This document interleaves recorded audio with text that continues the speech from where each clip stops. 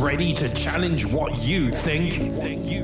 Every week on Rise Radio Podcast, we ignite powerful dialogue about belief, social narratives, prophecies, and spirituality. Grounded in biblical apologetics with expert guests, bold questions, and unexpected insights. We aim to contextualize our culture and bring clarity. This isn't about small talk. It's big questions answered. Rise Radio Podcast. Let the truth rise. Well, hello folks, and welcome to today's episode of the Rise Radio Podcast. And I'm going to start this episode off with a verse from a hymn that is really powerful. And I just hope it encourages you as it's encouraged me, especially in these times when there's so much going on. So it says, "He gives us more grace when the burdens grow greater. He sends us more strength when the labours increase. To added affliction, he addeth his mercy. To multiplied trials, his multiplied peace." And I just, it's just so encouraging to remember, as I've been recently, that even if these things are difficult in life, even if the times get harder, that he is faithful to us and it's his strength that keeps us going. So on that note, I have Cameron from Scotland on the line. He has been on the podcast before where he gave his testimony, where he talked about going through the truth movement, through the times of the pandemic in 2020, and then he came to faith in Jesus Christ. Cameron, thanks for joining us. Thanks for having me, Dave. Good to be here. Yeah, so we want to talk about a few interesting topics today in terms of the things that are going on in the world. I mean, definitely a lot going on, right, Cameron? It's just seems to be speeding up. Yeah, it really does. And it feels like a pressure cooker, doesn't it? The agendas are moving forward. Society feels unrested. And the world just feels really backward at the moment. And it feels unsettled, for sure, definitely.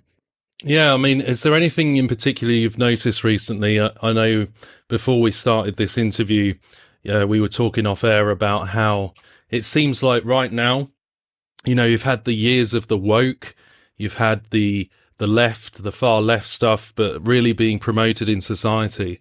But now it's almost like we're seeing a swing of the pendulum and almost like co-opting the right in a way to make them more hardline and perhaps extreme.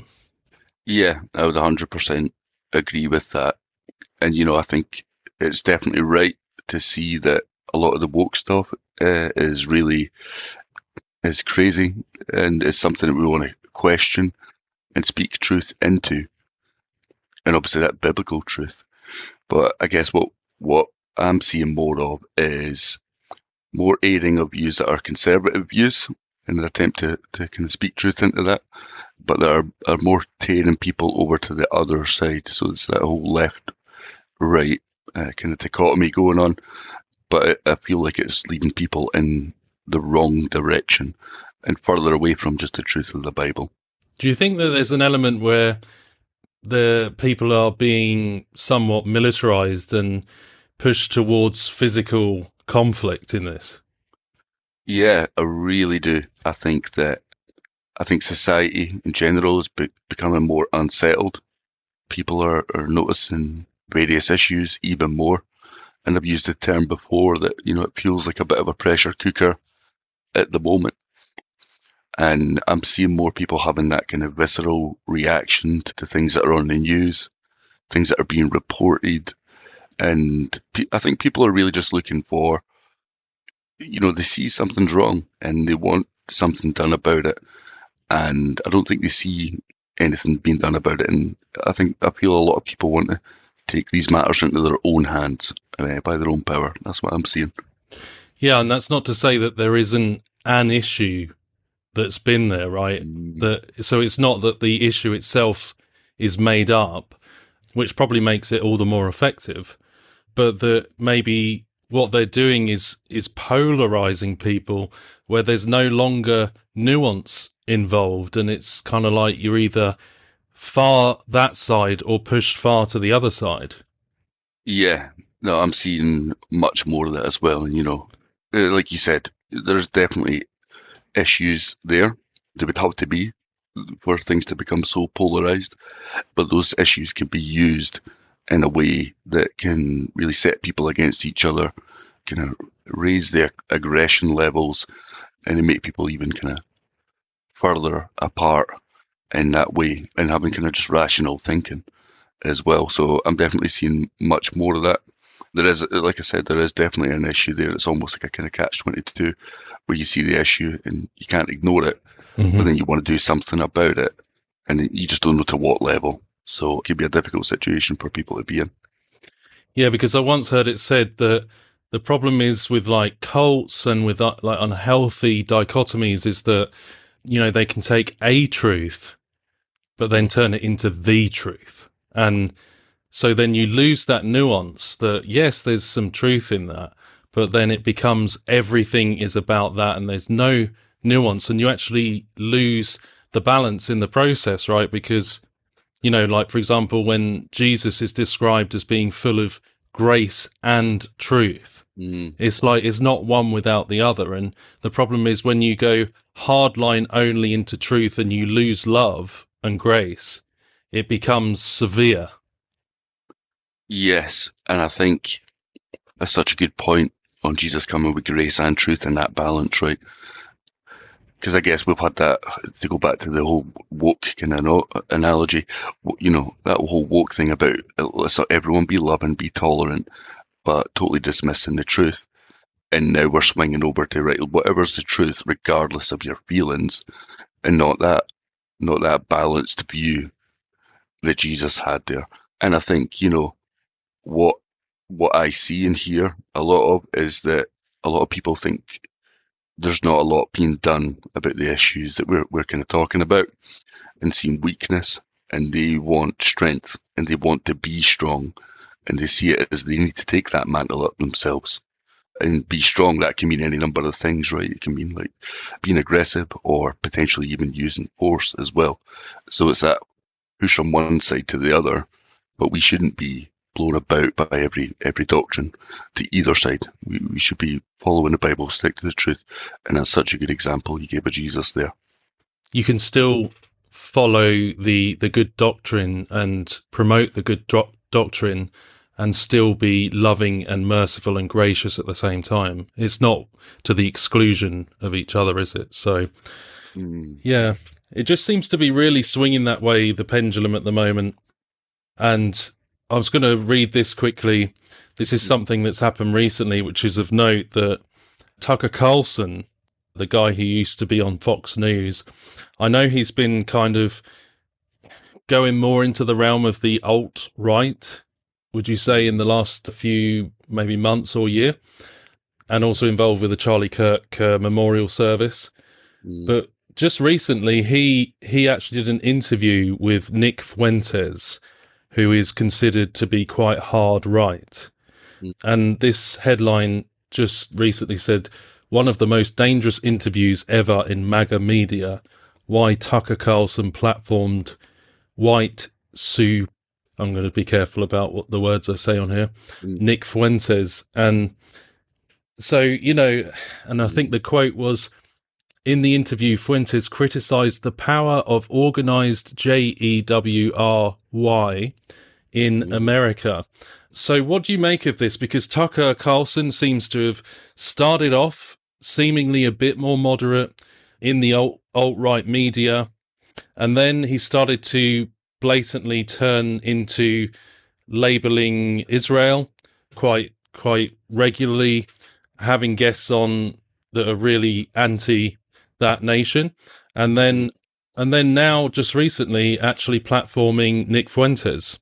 Yeah, I mean, cynically, it's not a massive surprise, to be honest with you, and I think a lot like Tucker Carlson both started from a moderate position and then end up where they were always wanting to go, to be quite honest. And the nation we're talking about is an excellent vehicle to basically bring people over to that kind of far right side and to get trapped again in that. that dichotomy. I'm not really surprised we're seeing that with Tucker Carlson, we're seeing that with Candace Owens. And this is the thing that we've heard these people, and they have said some truths and some things that really do make sense and are really good and true. But then the more they've gone on, all of a sudden they take a massive veer off to the right. And then people follow that. That's the thing, because they've been so influential and they have said things that do make sense, that then as soon as they twist off to the right, even though you feel that, a lot of people just follow along with it. And I think it's a gradual thing. You know, if he'd come out and started saying that straight off the bat, would he be where he is right now? I don't think so. But because he's done that gradually, you can see that people are basically just tolerated that a little bit more and a little bit more and a little bit more. And then all of a sudden find themselves in a place where they maybe never originally intended to be. Yeah. Yeah, so it's almost like a case of match and lead, where, you know, someone matches you where you're at, but then leads you in a predetermined direction. You know, they just gradually introduce breadcrumbs in the direction they want the person to go. Yeah, no, 100%. You know, a lot of people can get red flags with that stuff as well. You can get little things, but it's that whole thing of like, well, you know, they have spoken a lot of sense before, so actually maybe they're right on this, and then all of a sudden you're, like I said, it's that gradual shift, that drifting along. And I do think it is kind of designed to be that way, to be quite honest with you, to pull people off to that side. And it's very clever, you know, because someone like Tucker Carlson, you know, even if people disagreed with him, he can be quite a nice person, quite charming, all those kind of things as well. Kind of very suited to television, but where he's ended up is just in such a wild, wild place. And like I said, I don't believe that is accidental at all. And the same with Candace Owens as well. Yeah. Yeah, and actually she's recently become more vocal about her conversion to Romanism, which we will touch on as well, because I think that is part of this. But on that subject, I mean, with Tucker Carlson and the way this is going, I see also recently that David Icke, which is this is where it gets even more sort of weird. His program, his online show, is called Iconic, and they tweeted, Tucker Carlson admits non-human force is controlling society. It's almost like someone has been trying to tell us this for decades. That's a reference to David Icke. Then it says, at Tucker Carlson, when will you be interviewing at David Icke on this topic? Well, yeah, I think this is, it's crazy, isn't it? We even talked about David Icke in the testimony I gave on your channel. And you know how I was listening to him as well, but you dig into him and you realise, you know, he's not all that he seems to be, but it's extremely interesting. They've ended up saying the same things. And again, I don't think that's by accident at all. And I think this also feeds into the whole thing that, I guess, before I was a Christian, when we were in the truther movement, I felt like it was a minority movement. And I think this is really, you think about how mainstream Tucker Carlson is, and then how kind of niche David Icke is, only really known in the truther movement. And now those worlds are almost connecting, and I wouldn't be surprised if he did interview him and those things start to really get connected.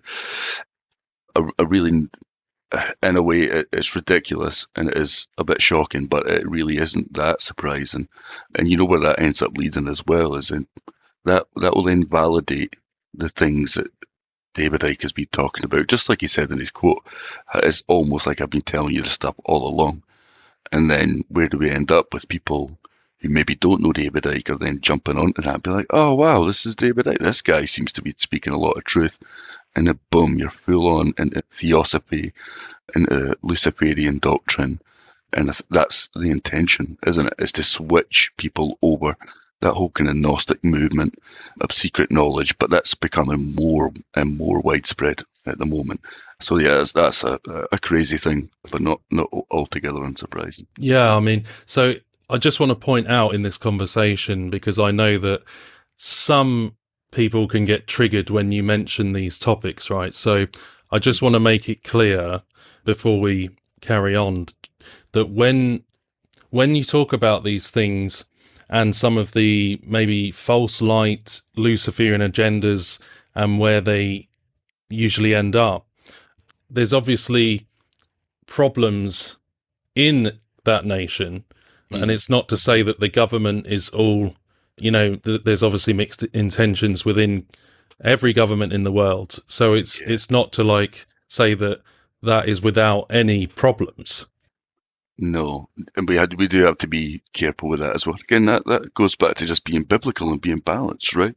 I mean, ultimately, we know this world is not perfect. We know this world is getting worse. We know it is gonna get worse, and we know that those without Jesus are, we're not perfect. Anyone who's a Christian isn't perfect. Even more so, those who are not saved by grace alone, by faith alone, in Christ alone. And that goes for any nation as well. And I do think, you got to kind of realize that when you look at that nation and say, right, they've got these things going on that you could criticize, and it's fair to criticize anyone, any nation. But we see that in our own countries. We see that all over the world. So it's not a kind of special thing. But it is good to be aware of that as well. And realize ultimately that just points us to that they need Christ. Everybody needs Christ is ultimately it. But it's not a special nation that is without Christ. I wouldn't say there's any Christian countries, really. There might be a facade, all those kind of things. But everyone needs Christ. And that goes for every nation. Yeah. So yeah, it's a good point. Yeah, because I think sometimes because of the damage that's been done by certain leaders like John Hagee, where they have this dual covenant theology, and they basically say that the group of people in the nation we're talking about in Israel is, that they don't need Jesus to be saved. This kind of false heretical doctrine that they can be saved purely by their genetics or the people group. So that's obviously patently false, and that's not what any of us would agree with. Yeah, no, 100%. And interestingly, I believe in a future millennium. I believe that the Lord still has a plan for Israel in the end times. I believe that's 100% biblical, for sure. And it's interesting, people who don't believe that, as soon as you start saying something like that, John Hagee's always the name they bring up as well. Yeah. But there's no real association with it. You know what I mean? I would agree that John Hagee teaches heresy just like they do. But it's interesting that people link that together as well. Yeah. So it's, again, neither extreme. So we do believe that Israel is there for a reason, and that's part of the plan. And again, that doesn't mean to say there haven't been elitist powers, because that's the world we live in, who have, made certain things happen, as with any nation in the world. But ultimately, we know that God is sovereign, and that God works in this world to fulfill his greater purposes. So that's really the focus we have here. That's part of the thing with the truther movement, as I talked about in my testimony when I was there, that, the whole thing was about telling some truth, about the world and about the way things work with agendas and elites, all that kind of stuff. But that the solution there was a mystic solution, that kind of Gnostic worldview. And we're always told that when I was in the truth movement that we are sovereign beings as well. And I think that, I think we noted before about the Carlson's connection to Roman Catholicism and also Candace Owens as well. And they've got a lot of mystical beliefs in there as well. And we've got to be aware that, the Catholic system is a changing system, is a changing beast over time. But I think ultimately that is to bring in that false light that people are looking for. People are looking for light, 100%. But where that's going to lead them to is a false light that is not the truth, that is not Jesus, and to a whole other solution that is not biblical. Even if it references the Bible, even if they give biblical verses to try and support where they're going, it's not Christ. Yeah, because there is this idea in the general Luciferian doctrine that, getting rid of the old religions and bringing in their new false enlightenment, which sometimes I've seen, like certainly with Aleister Crowley, I've seen talk about getting rid of Christians or basically any religion connected to the God of Abraham, Isaac, and Jacob. I mean, in the sense that, any religion like Abrahamic type religion must be gotten away with, because, I mean, they see the God of Israel as the demiurge, don't they? It's completely upside down. Yeah, no, it's completely inverted. And I think that, one of the things that we know is kind of pushed forward in the speeding of the agenda is that, there are, when you really look at all the religions, there's really a kind of hidden Christ in there somewhere in each of these religions. And really, there's really multiple Christs. And, we're looking for a coming Christ, but who's that coming Christ going to be? And as we know, that's the Maitreya, the false Christ, the Antichrist. And, that's all completely false. There's only one Christ. That is Jesus Christ. He is the truth, the way, and the life. And none can go to the Father except through him. The Bible verse doesn't say except through him or the other Christ and all these other religions. So that's the thing, it feeds into that whole kind of agenda then of mysticism. We're even seeing that coming into churches and stuff as well. And there's a whole bunch of mysticism all around and occult stuff all around the world, in the UK and the West. It's infiltrated to a massive degree, and all that is feeding into that agenda. Yeah, I was going to say, with the New Apostolic Reformation as well, don't you see that mysticism and the ecumenicism as a whole just drawing people into this kind of false form of Christianity? Yeah, and I heard it recently said by a Christian who's passed away now, but, listen to a lot of his material, Dave Hunt.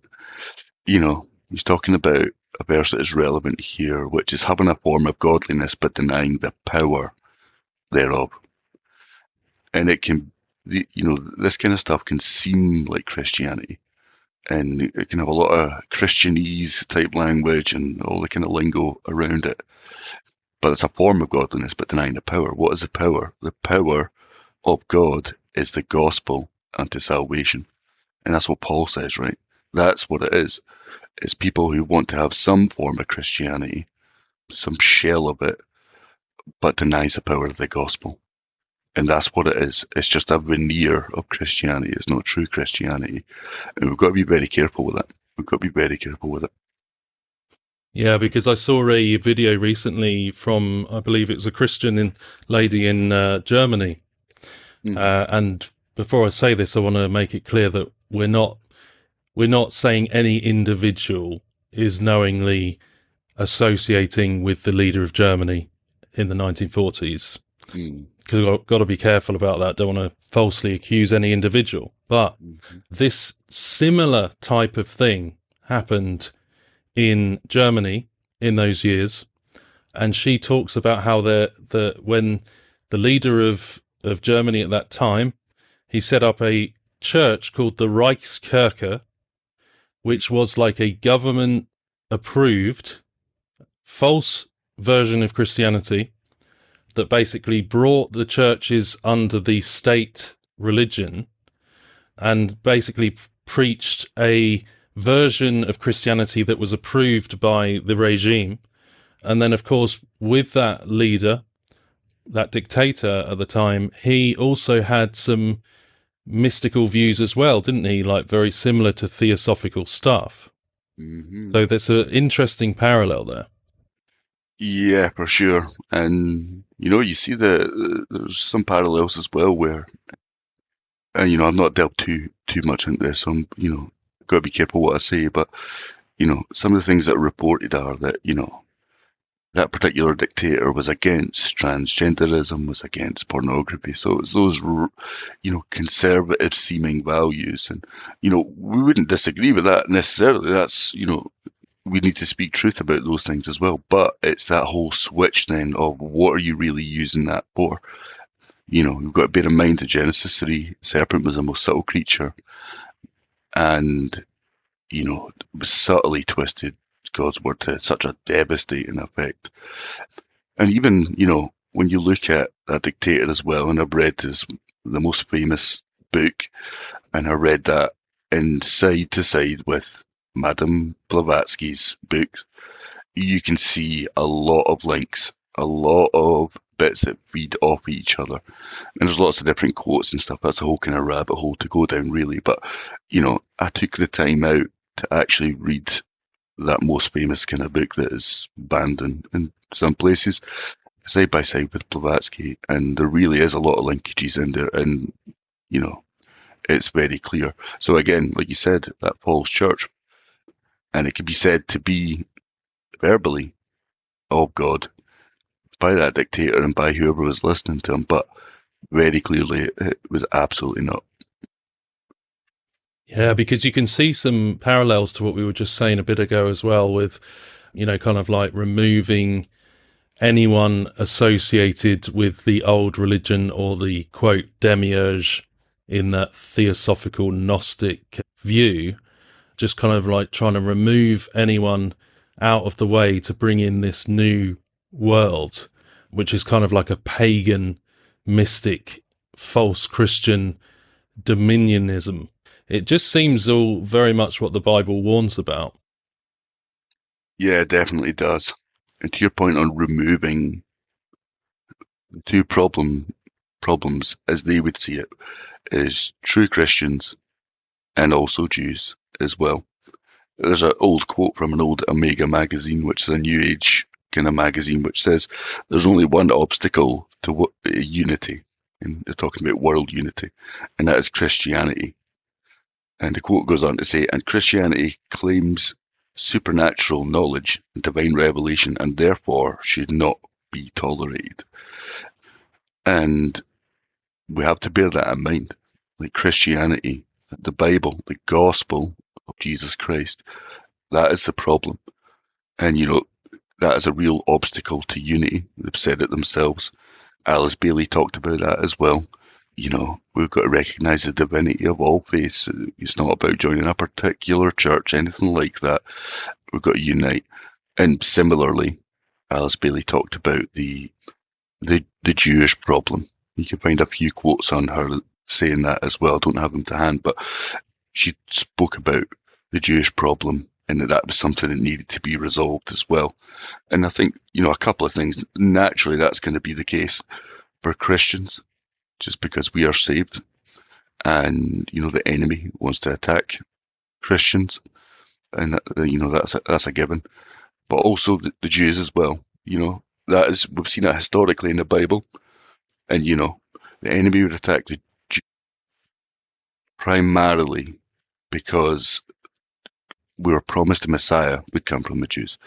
So that's one reason they would attack. At the moment, the Messiah has already come. Praise the Lord for it. We thank the Lord for Jesus. At the moment, one of the things that needs to play out is what happens in Israel in the end times. Now, if Satan can destroy the Jews, it's the same kind of thing, but it's for a different purpose, right? So that God wouldn't be able to fulfill all those prophecies that he's promised that Israel would be restored, all Israel would be saved, and that they would have the land. So these are all spiritual things. And it's no accident it's Christianity and the Jews that are picked out. There's no other religions that are mentioned in that. That's also part of God's plan in certain ways, and that he promises to save the remnant of his people. Yeah. So that's why the dragon would pursue the woman, which is a picture of the nation of Israel, and also the believers in Jesus.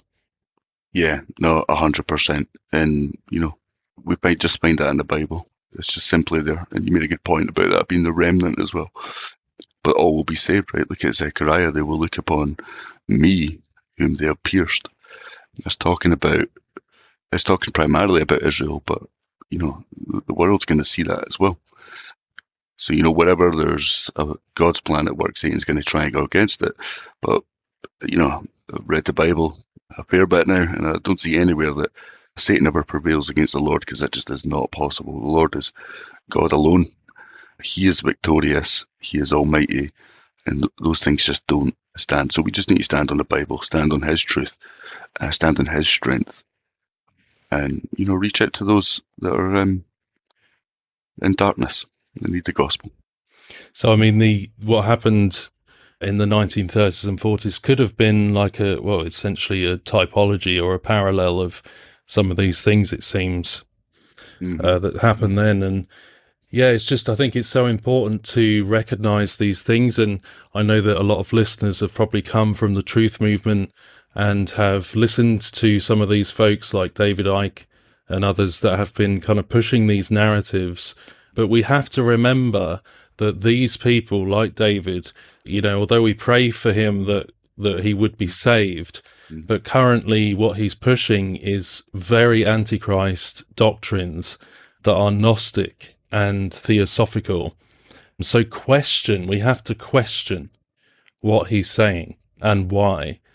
I mean, it may be that he doesn't fully know reason why he's doing it. It may be that he's very spiritually deceived. I mean, I don't know all the reasons why, only God knows that, but at face value, we can see what it is. And so I just want to finally go on in this podcast episode, and we'll speak to you again in a podcast soon about some of the other issues to do with this. But Jesuits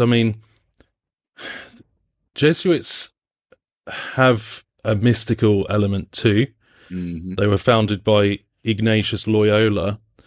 Is there any connection to the Jesuit order in a broader sense they were set up to fight against biblical Christianity, essentially. So is there any links with that order? For sure. It's one of the biggest findings, obviously being saved, nothing compares to that. But in that whole process, one of the biggest switches was, I guess, always being told in the truth movement that everything was because of the JEWs. And that was just kind of, without really knowing it too much about it, it was just kind of an accepted fact. You hear all the names thrown about and everything just seems like a case closed and settled. But I was surprised at actually how much the Jesuits have a part to play in this. The power they have, the influence they have, and all bearing in mind the Lord is sovereign. The Lord is not surprised. The Lord is strong, almighty. But in terms of earthliness and deceitfulness, the scale of their influence and power is very widespread. And I think, we even see that with Germany, with the dictator in the 1930s. Was it Himmler? I think it said that he modelled the SS on Jesuitical models. And there's a whole bunch that you can go into there as well in terms of rabbit holes about connections with the Vatican, all that kind of stuff. And I think we're also seeing that playing out now as well in what we're talking about up to date. Now, I'm not going to link and say, this person is a Jesuit or that person isn't a Jesuit, all those kind of things. But the Jesuit is a counter-Reformation movement. It was designed as a military order that have also changed faces over time, where they were more militaristic but are now become more infiltration.